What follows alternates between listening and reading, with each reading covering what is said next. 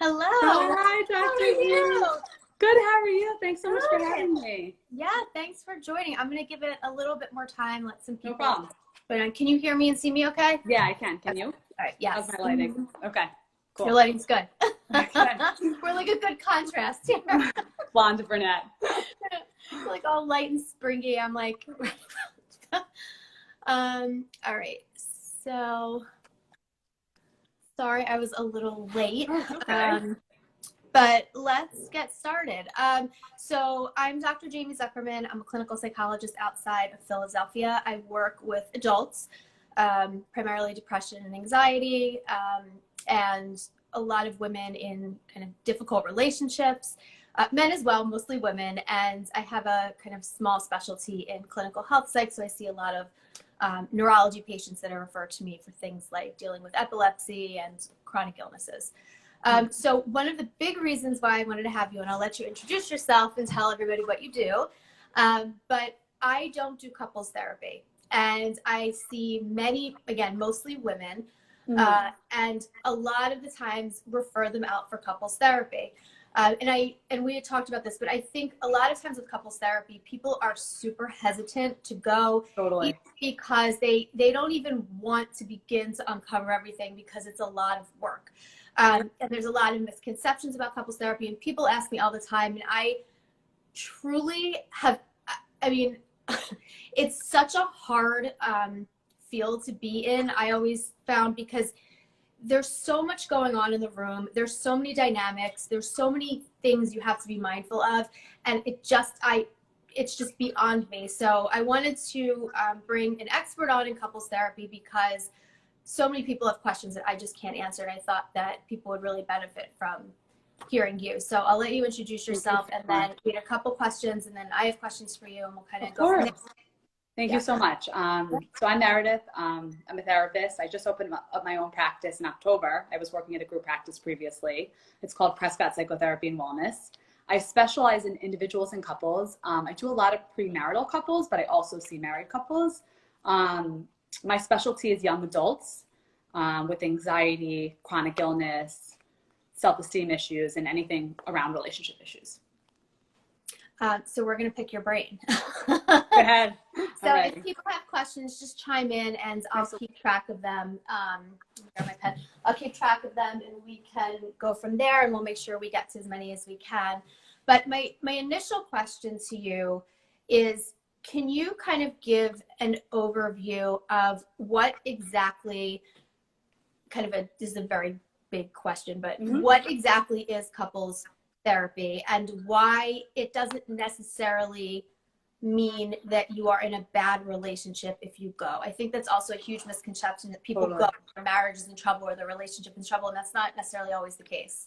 Totally. I'm glad you brought that up. So in simple terms, couples therapy is a place for you to improve your relationship with your partner or whoever it is you're dating or married to, right? I mean, it's an avenue and a place where you can explore and improve your communication, and whatever it is that you're dealing with, whatever problems that are coming up, they don't have to be catastrophic problems, but any issues you're having, no matter how big or small, you can deal with. And I think that particularly there's a big stigma around premarital couples therapy, which is why I think I'm drawn to it so much. I love things that kind of are raw and where society maybe looks down upon, and I want to really change that. Do you think people look down on it because they're thinking, my God, if you need couples therapy before you're now, forget totally. it?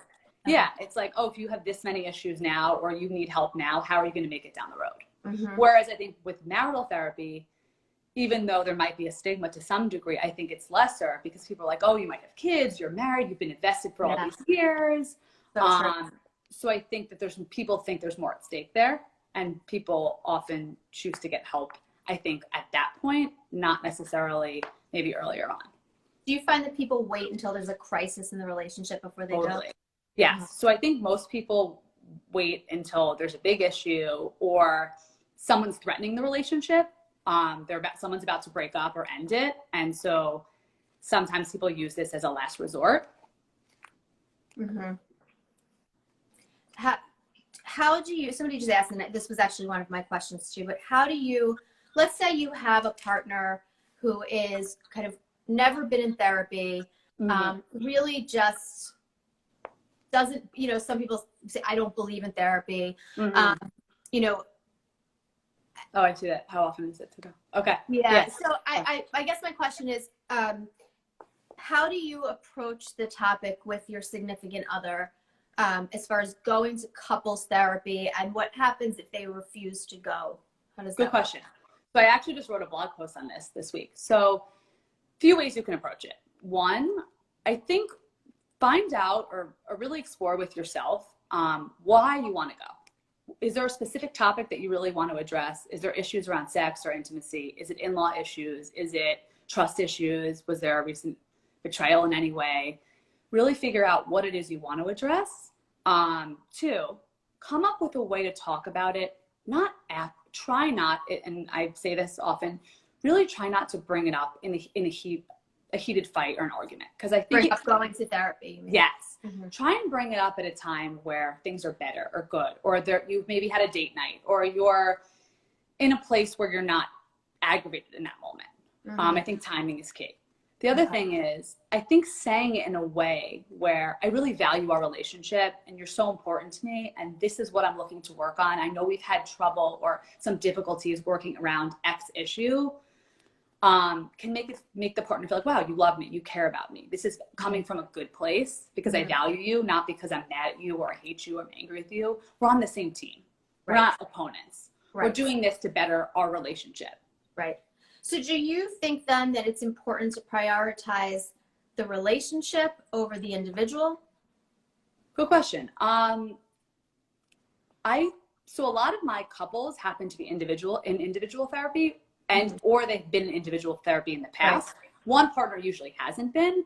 I think it really depends on, obviously it's a time commitment. It can be expensive because insurance doesn't cover couples therapy. So I think it really just depends. Sometimes people actually want to go to couples therapy because they feel, particularly I'm thinking about one of my couples, they feel intimidated to go to individual therapy because it's all about them. So sometimes in couples therapy, it's a good way to segue into individual therapy if you're not ready to do that yet. Right. Okay. Yeah, that's actually, I never actually really thought of that because I see individuals. So when they get to me, they may be uncomfortable, but they're willing to go to individual. So a couple people had asked this, and I'm assuming you're going to say what I would say if I was asked this, which is it absolutely just depends on motivation and willingness to change and what the issues are. But approximately how long do you think you see couples for as far as the number of sessions? Loaded question.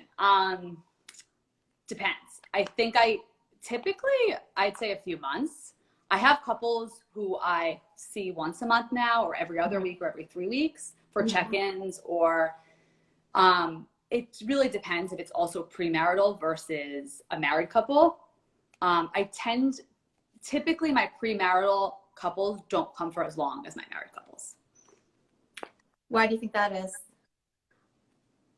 I think and that's a good question. I think that my married couples have been typically together a lot longer. So there's a lot more to there's just more history. There's a lot more to get into. I think with the married couples, the resentment is typically greater because they've let some of these issues go on for so long that they never dealt with.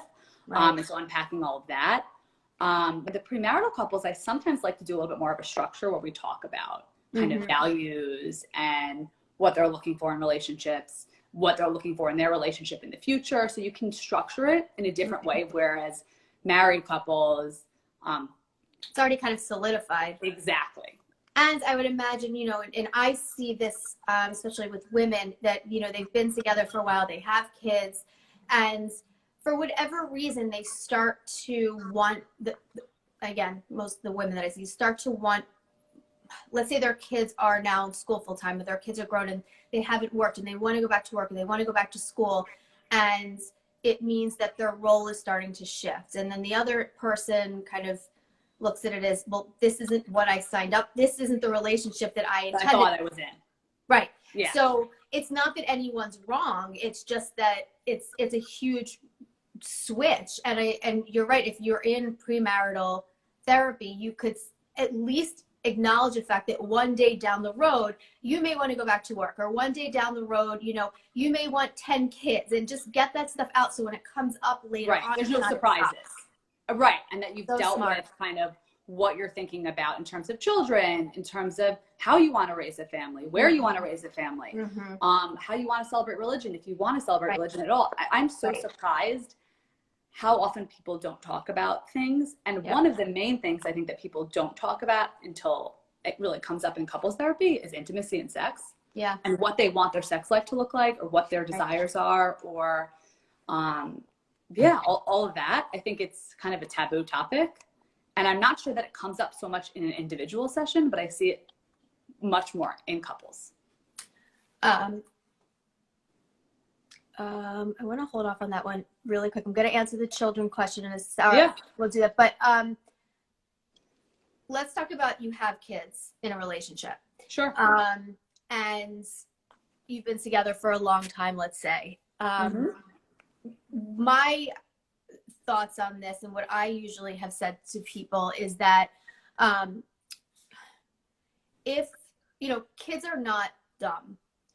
They're very intuitive. They pick up on things. You may not be arguing in front of them, but they know something is not right. Right. Totally.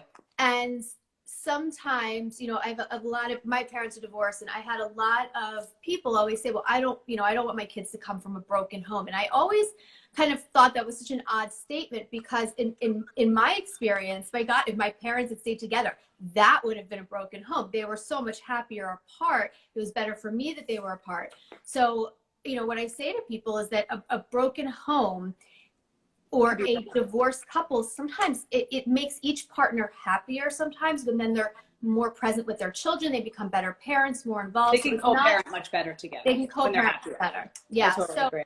Do you ever recommend that people stay in marriages because of the kids? Not typically. Yeah. I really would explore, is this in couples or an individual session that you're talking about? I guess let's stick with couples for now. Okay. Yeah. So I actually have treated couples that are separated, that were trying to figure out, initially they were together, they had kids, and they were trying to figure out what they wanted to do with the marriage. They happened to separate during our sessions, which is fine. And that's actually the route that really worked for them. And we really spent a lot of the sessions working on co-parenting because they had 2 young elementary school kids. And so I think it's important to note also, as a couples therapist, not to get off topic, but that it's not our role to save the couple or save the marriage. Correct. It's really to see where they go. What'd you say? Can you explain why that is? Because I get the impression a lot of times when people come to me for individual therapy, they're asking me, what should I do? And I will never, unless someone is in a really abusive situation, I will never tell anybody to leave their marriage. I will help them stay in the marriage if that's what they want to do. I'll help them get to the process of leaving, or, you know, whatever it is, but I never tell them to do that. That's not our place, I feel like. Right. I think our place, and I think at least in my couples work, is really for them to figure it out themselves, their own journey and their path, with the tools and skills that they might not have had prior to therapy. Correct. Right. I agree with that completely. So I really think, and I actually see this with individuals and couples, where they do fear about raising children separated or divorced, or what that will mean. And so I really explore, well, what's their reference on that? What do they think about divorced people? What is their fears around getting divorced? Because a lot of times, if it's related to the kids, it's like a custody thing. Well, what if I'm not going to have access to my kids 7 days a week, and now it's 2 days a week? Right. So there's fears on that. So if they can co-parent in a way where both parties feel like they have access to their kids in a healthy way, and they have responsibilities, and they feel like, you know, they're supported in that way. And I think that can really be helpful. And then they're probably more willing, I would imagine, to. Exactly. And I think, and I think that's where I hope couples therapy is headed in the future, is not just for people who want to be together romantically, but also for people.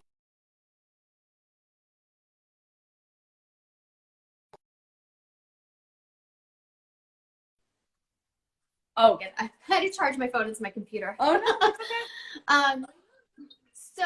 okay. So, you know, it's interesting because I had friends growing up who, for they were required by the church to go to a few sessions, right, with their pastor. Yeah, and I remember thinking at the time, why? This doesn't Cool. make any sense. Why are you getting married? You know, and then now that we're talking about it, it really makes sense. Makes sense, right? And I think that's wonderful that churches and other different religious programs do that. I think from what my experience is that while it's wonderful, I think it's pretty limited in terms of the amount of times. I think it's like 5 times, so you don't maybe get into the nitty gritty that you might when you go into couples therapy. But we do know that people who go to couples therapy before marriage, the likelihood of getting divorced is smaller than people who don't go.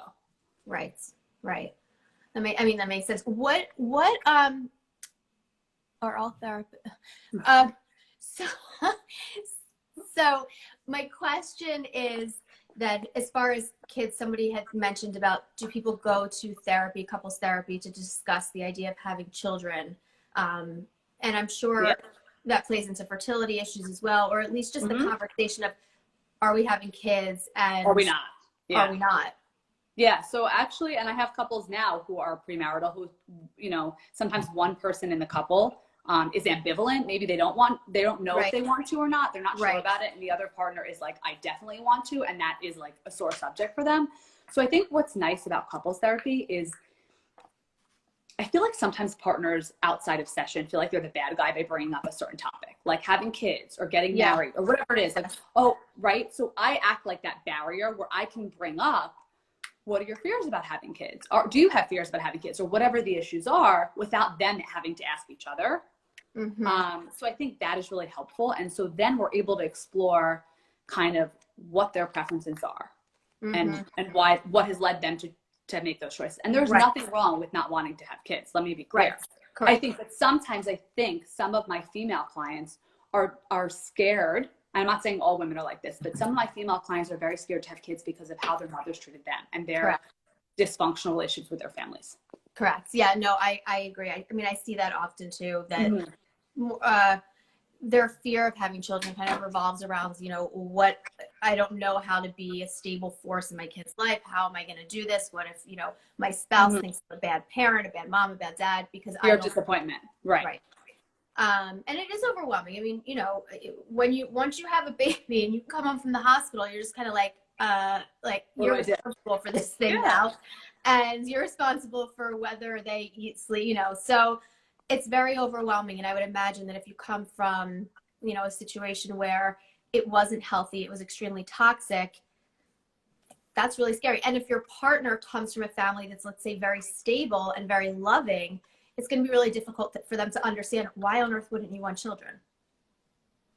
Absolutely. So do you find that people come in premarital therapy discussing that, or do you find a lot of people come when they're newly married discussing that? Interesting. So a bunch of my married couples already have children, so that when I've seen them, that hasn't been a factor. More so my premarital couples, I'd say. Okay. And is it a big, do a lot of couples that come to you for premarital therapy, is that the main issue that they have? No, it can actually, often that comes up later on. It's not the presenting problem. Right. Most of my clients who've come for premarital therapy, there's been an affair of some sort, whether it's emotional or physical. They've been living with this partner. They have spent many years with them. They're very invested. Sometimes they're engaged. Other times it's in-law issues or issues with their own parents treating their partners a way that they don't approve of. Sometimes it's issues with wedding stuff and having different decisions about how they think life should go and all of that stuff. Other times it is intimacy issues. I've seen couples where they initially had what they described as a really great sex life for the first few years or earlier on, and then something changed. And sex isn't what they want it to be. And so that's a reason why people come in. So all different things. Yeah. So one of the things that I routinely see with people coming in are again, mostly women in relationships with very dominating spouses, very kind of overbearing, not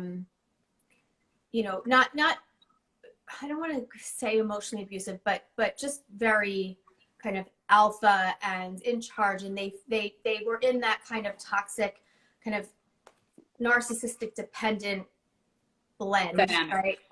And as the woman gets further along in the marriage and the kids get older and she kind of comes into her own maybe a little bit later on in life, she's starting to notice these patterns. She's starting, to recognize this, comes in for therapy and starts changing some of these dependency behaviors, and it causes, as you can imagine, a pretty big mess. So do you see couples in that dynamic, or does the kind of alpha person really not want to go to couples therapy, or they come once and they don't come back?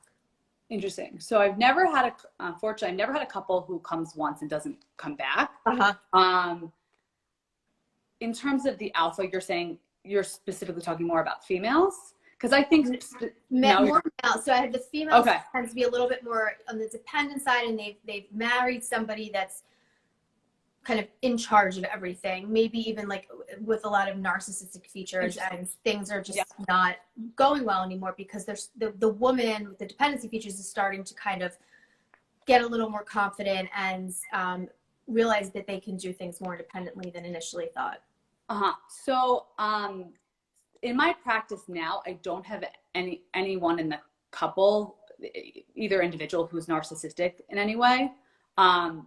So I haven't really, right now, that's not what I'm seeing. That being said, most of my clients who initially make the call, it is the female who's calling and saying, hey, like, I really want to go to couples therapy. Let me speak to my boyfriend or my fiance or my husband, and I'll get back to you. Sometimes it takes a little bit of time for the partner.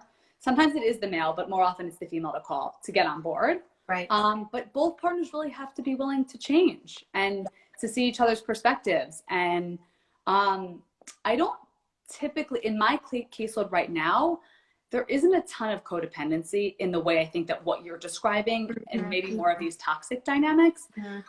There might be bits and pieces, but on the whole, I wouldn't say that my clients are codependent.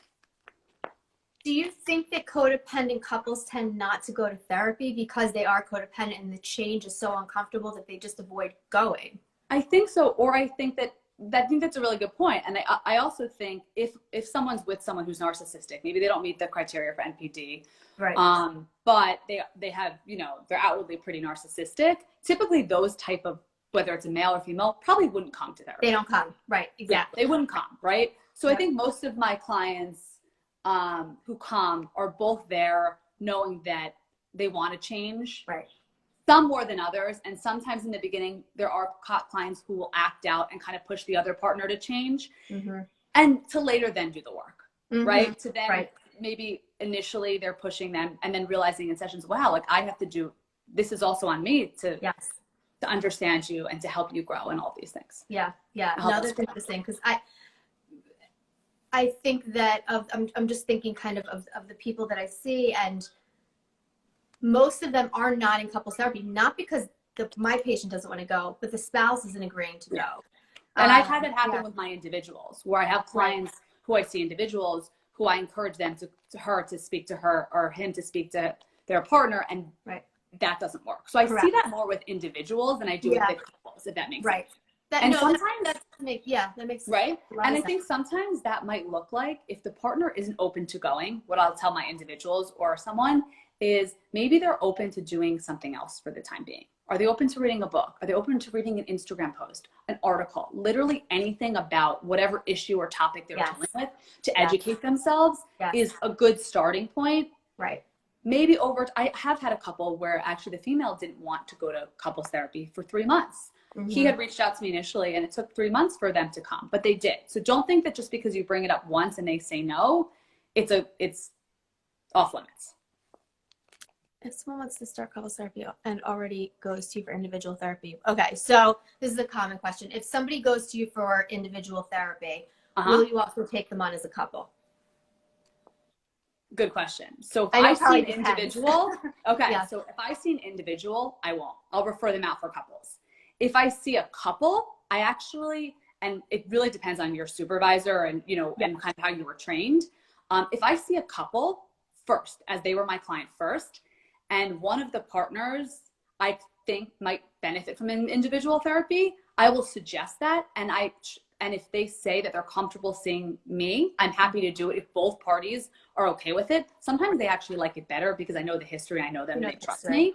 But if they don't feel comfortable, which I don't want anyone to ever not feel comfortable, then I refer them out. So you can do that, but I think it gets tricky, and particularly people who've had affairs. I was just gonna say that. Yep. What do you do when you agree to see the couple in individual therapy each, and one of them tells you they've been having an affair, or they're gambling all the money away? Yep. What do you do? Good question. So luckily that hasn't happened to me. I really get a sense of what it is that why do they want to come to individual, or what's going on there that I can help them with. I have a no secrets policy. So if I'm treating an individual, and I'll say that up front, so that hasn't happened, at least in my experience, where they've shared something like that. But typically, if I believe that someone's having an affair and they're not being honest, or they've had an affair in the past and that's come out, but I'm not sure if they're still doing it, even though in couples therapy they say they won't, I won't treat someone individually. Right. If there's any betrayal, a history of betrayal, I don't think it's appropriate to treat them individually. And typically in my sessions, it's only a few sessions of individual. It's like an adjunct treatment. Yes. It's like maybe 2 or 3 sessions, let's say. Yeah. And that's why I can do a full history on sexual trauma, other stuff that they might not have felt comfortable sharing in front of their partner. Correct. Okay. So so that's I guess was my question was, do you look at it as a totally separate treatment, or is it kind of just like an add-on, or like something that you do once in a while or as needed, and this way you can get the history? Exactly, as needed. And let's say one of the partners is going through something, they lost their job or something that happens, I might say to them, I might offer it if I feel like one of the partners is in a crisis, and just maybe do a one-off session. If it obviously escalates and they need to see someone, I always encourage that. I've had a lot of that with the pandemic, with people losing their jobs or having issues with family, or typically having maybe more stressors than a normal time. No, that's fascinating, because I think a lot of people get nervous about seeing their therapist for both simultaneously. And I think I kind of do the opposite approach. So I see individuals, and then once in a while, I will have the spouse come in, not as couples therapy, but just to kind of get the other perspective to make the therapy go a little bit smoother. So I kind of do the opposite for the same reasons. And how many sessions will you bring the couple in? Typically? It depends. It really depends. But I will say though, I think because I only get one person, and I have more of that toxic dynamic I was talking about, where I have the person with more dependency features seeing me. Okay. When the other spouse comes in, what ends up happening is that the person will come in for the first time with their significant other, maybe after like a month, let's say. So I get to know this person, they feel comfortable with me. We talk about what we're going to talk about when they bring their spouse in, what things are off limits for me to say, what things I can say. So you're really catering to your individual client, right? Yes, they're my patient. What's off limits, right? That makes sense. Whereas you're not opening up the room as much. No, definitely not. And it's they're my patient, and we're doing this just so maybe, for example, I can explain how patterns and dynamics work, how reinforcement of certain behaviors, what they can say to my patient to not enable their anxiety. Maybe they don't realize they're doing it, right? So those types of like nuances that it would be important for the spouse to come in. I will say though, in those toxic dynamics, when I have the spouse come in, whoever's more on that narcissistic, again, not necessarily ND, but on that narcissistic end, they come once, they don't come back. I wonder because they don't want to be there. Right. And I wonder also for that part, for the partner, how he or she views you and what they say to that other partner after coming and not wanting to go back. Like, oh, what are they might say not nice things about you, not because of you, but because you threaten their dynamic. They don't like me. Whoever's on that end, because they don't want boundaries or whatever else they're teaching and working with your client with. Right. I have had many spouses not like me, but that's how I know it's working, because that's how I know the person's changing, and they're setting boundaries and they're putting themselves first, and they're coming up with a way that works for them. Exactly. Yeah, that's exactly. Awesome. So we had a question about the type. So as far as how many sessions, it really kind of depends. And I always check in with my couples. How do you think things are going? Right. You know, so I get a sense of like if they feel like they want to come more, if they want to decrease the frequency, if they want to take. I mean, couples also sometimes take a break and they come back at a later time, which is fine. And if they're an individual, sometimes it's therapy overload. Totally. Sometimes too much. So one of the questions, the Zoom question, I'm going to save till the end. But as far as tone, two people had actually asked this. How do I discuss with my partner that I don't like the tone that they're using with me and how they speak to me when maybe that person has no awareness that they're doing it? Great question. So first, I would identify what is the tone. Like, can you name it? Mm-hmm. Identify, is it like sarcastic? Is it aggressive? Is it rude? What kind of tone is it? Mm-hmm. Do you notice that it happens about a specific topic, that you're talking about something and that person's tony, or is it random? So I kind of get a little bit more information about when it happens and how it looks. Mm-hmm. I would say something like, you want to start with how you feel, right? So I also think it's helpful to say, like, to a partner when you are experiencing something that maybe it wasn't their intention, how it came across, so that they're not so much on the defense or the attack, you know, in that way, right? Like to say something like, you know, I'm not sure if this is how you meant it, but when I heard you say X, this is how it came off to me, and I felt hurt or rejected or whatever it might have been. I think that can be really helpful. Okay. So do you recommend them giving examples, or does that come off as an attack? No, I think you can say, I think an example is fine. I think that gives them reference. Because if they don't know what you're talking about and they don't even think they were Tony, how can they improve their behavior going forward? So I think it's super reasonable to say something like, when you said, and I would quote them, you know, when you said whatever it was, I heard it X way and it made me feel this. Mm-hmm. And they might say, oh, that's not how I meant it. Yeah, I think it's helpful in the moment. I think sometimes people don't realize sometimes to process till after the fact. And so it's okay the next day to be like, look, I was thinking about our conversation last night. You know, I'm hoping for you to speak to me in this way. When I heard this, I felt whatever. No, I like that a lot. I always tell people to kind of address it too, but I like how you said name it. Name what the tone is to you. Yeah, because that tone, because I think the word tony or using a tone can mean a lot of different things. Yeah. And I think if the more specific you are with your partner, the more likely you are to get what you want or what you're hoping for. I like that. The more specific you are, the more likely you are to get what you want. I think that's so important. And that motivates the person to speak out loud to their partner, because if the goal is more likely to get them what they need, if that's the goal, they're probably more likely to do it. And also sometimes people take out other things, work stress or something unrelated to you in that moment. So it's also important, you know, it's not necessarily about you or your dance. It could be something totally unrelated. Right. My partner is Tony. So two questions, I think they're really good. One is, do you see couples that have reverse gender roles in their household? I guess reverse stereotypical gender roles in their household. And what do you do for highly critical perfectionists? I don't know if you see this a lot in couples, because that kind of fits in that dynamic. I see this all the time. I see the spouse coming in saying, nothing I do is good enough. My partner's so perfectionistic. They're on me for everything. They're very overly critical. The overly critical partner, I feel like, is the one that usually refuses to come to therapy because nothing's wrong in their mind. Right. So sometimes, in regards to the perfectionistic question, it's not narcissism. Sometimes I have a client who's OCPD. That's what I mean. OCPD. Yeah. In this case, so not narcissistic, but OCPD. Where can you explain? So can you do it? Because this is one of my biggest pet peeves, and I'm always the only thing similar between OCD and OCPD is the letters. Right, the acronym. They're completely different diagnoses. OCD causes extreme distress, discomfort. It's debilitating.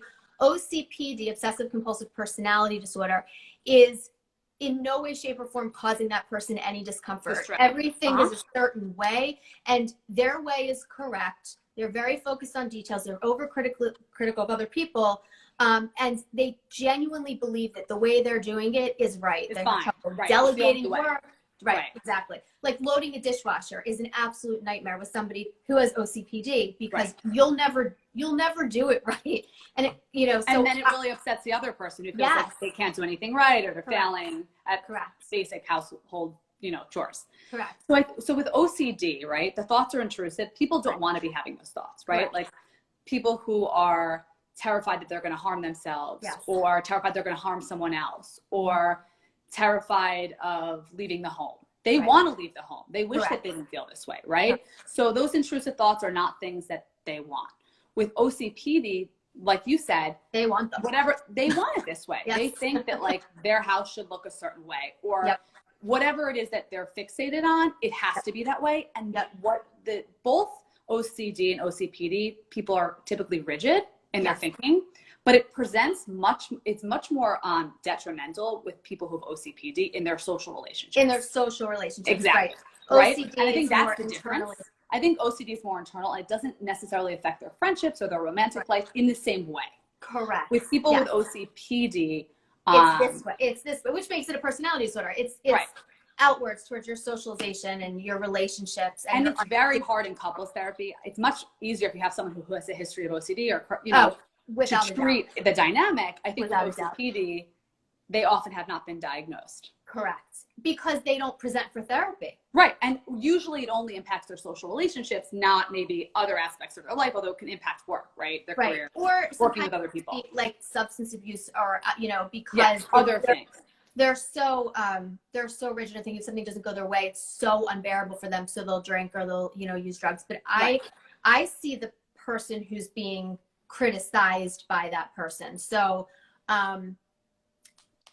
as far as overly critical partners go, and correct me if I'm wrong, but usually it's the person who feels that they're being blamed for everything that isn't therapy. And I'm working with them on them understanding that this is a personality style, that it truly has nothing to do with them. And it's not about them doing something wrong or right. It's about, control of the other person in a way. Right. So I work with the other person on that. Right. So in my couples work, I really try to stay away from right and wrong because I think that so much of it is gray. So I really try and focus on like flexibility and compromise and use those words. So maybe one partner is I really try and move away from the rigidity, regardless of what it's about. Right. Because I find that that's where couples get stuck, particularly with the person who's OCPD. They're really rigid. That's really hard for them to be flexible. Can you give an example of, just so people know what we're talking about when we talk about being rigid? Like what the rigidity looks like? If you can apply it to like an actual situation, like I use the dishwasher, but that's just kind of a superficial. But if you can, a client who goes to the food store with his partner to pick out nice dinner that they're going to make together, and they get to the food store and the ingredients that they hope are that they go to get for the dinner aren't there. They're out of an ingredient. Mm-hmm. And the partner's like, well, we have to go to this other place and we have to go and get that. And they go to like 3 or 4 places to get one ingredient because it either wasn't the right brand or they couldn't use a substitute. And here they are like excited to have this date night and cook this nice meal together. And, they're 4 stores later and they might still not have kind of the item they need. I mean, that's a really kind of basic example, but just the fact that they couldn't substitute it or use something else or decide to make something else, they're often not able to be open-minded in a way that maybe somebody else might. Exactly. And it's very frustrating for their partner, which is they're like, what the heck? They typically will gravitate towards people who are dependent because their needs they're more willing to put their needs second to their partners. They're more willing to accept not having their needs met. Right. And I think that partner, the other partner who's not OCPD often feels like, why can't they compromise for me? Why am I not a priority? Why is it such a big deal for them to just get this one? Like you wasted all my time. Or here, like, why don't I matter in that way? Yeah. Right. Yeah. Yep. Skip it. So, okay. Yes, you are absolutely correct. They do make very good, they gravitate to structure and rigidity to it, like accounting or, they because math, and numbers, there's a definitive answer. Right. And there's a role for that completely, right? In the workplace, maybe that's fine. But in romantic relationships and even friendships or not romantic relationships, it doesn't work well. Mm-hmm. So I want to just kind of wrap up a little bit. I want to, we have, usually it'll throw me off after like 59 minutes. So I want to make sure we don't get cut off. I don't think I have ever, in doing any live since I started doing these, had as many questions as this ever. So you're really, let me just make sure we got to, somebody's asked, okay, so 2 quick questions. Somebody's asking for resources, so we'll leave that at the end so you can kind of give your information. Yep. But as far as Zoom, because of COVID, and I think that's very relevant right now, how do you find couples therapy through Zoom compared to in person? So that was actually one of the things that I was most nervous about when we transitioned online. I thought my individuals would be okay. I was more worried about the couples, particularly because when things get aggressive in the room, I feel like I'm not there to mediate in the same way through a computer. I have to say, I think it's much more effective than I ever thought it was. I think it's easier for people's schedules sometimes. So that's really nice. What I will say though, is that it'll be interesting to see when we go back. I don't feel like I get maybe the same sense of their nonverbals the way I would in the room. And I find sometimes that couples are talking to me at the screen, like I'm talking to you, versus to each other. And I think on the couch, typically in a session, I like that I can facilitate, you know, the dialogue, but that they're really turning towards each other, which I always recommend. It's a little bit harder to make them do that. And it doesn't feel as natural. Other than that, I think it's equally as effective. You know, if you can put that piece aside, I think that if you're working on communication issues or whatever issues you want to work on, I think you can work on those issues in session. Right. Yeah. I mean, it's, I think for you as a, you know, doing couples therapy, you know, obviously non-verbal cues and behaviors are super important for, you know, any therapeutic environment. Totally. For couples, even more so, because you want to look at their body language towards each other based on certain topics. And, you know, again, like you said, if they're looking at the screen at you, they're not focused on kind of where they are in space and time relative to their partner. Right. And they're not looking at how their partner, if they smiled, if they're tearful, they're not really looking at how they perceive what was just said. Right. That's interesting. Yeah. So it actually is probably a little bit more difficult for you for couples. It is. And I think in contrast to that, I think for couples who don't live together, it can be helpful. Yeah.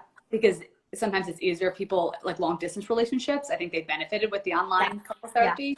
So I think it really just depends, you know, on the couple and you know, the dynamic. Will you give your information? So a couple of people are asking me, am I saving these lives? Yes. All my lives will be saved in my IGTV. So if you go on my highlight section and it also be posted on my feed, but if you go on my highlight section under Instagram lives, you can find it in there and the link will take you to my IGTV, or like I said, it's also on my feed. You just click on the video and it'll take you there, but they're always saved. You can go reference them anytime you want. And I will have your information on there, your Instagram and all that. But if you want to just give everybody your info and where to find you. Sure. My website is www.prescottpsychotherapy.com and my Instagram handle is prescott.therapy.wellness. You also on my website can check out some of the blogs I wrote. I did write a recent blog post about how to approach a partner about couples therapy. Great. Somebody asked about people with OCPD. Yes, they get defensive, but not because they think they're wrong. They get defensive usually because it keeps kind of them in charge of the. They like the control piece. They like the control, and they're uncomfortable with things that aren't familiar. Correct. Right. And that's the rigid thinking that we talked about. Yeah. This was great. Like I said, there's so many questions that people are asking. I hope we got to all of them. If we did not, you can DM either of us. Absolutely. You know, if you send it to me, I'll send it off to you. But this was excellent, and I'm so happy for having me. Great. Thank you so much. It's such a specialty, and as much as I could give general information, the questions people were asking me, it's not my thing. So I'm so happy you did this because you know so much about this, and this was so great and you were so articulate. So thank you very much. I admire you so much, and I love all the work you do. Thank you. So thank you so much for having me. We'll do it again. We'll do it around Valentine's Day. Love it. Maybe we could talk next time about date ideas. I feel like that comes up. I didn't get into that, but I think people are trying to find ways to spice up their relationship with COVID and being home. Like that. So we could talk more about that. Yeah, that would be great. That would be great. All right, perfect. Excellent. All right, well, thank you everybody for joining. And thank you all for coming. I'll post this for you. Thank you so much. Bye. Thank you. Have a good night. You too.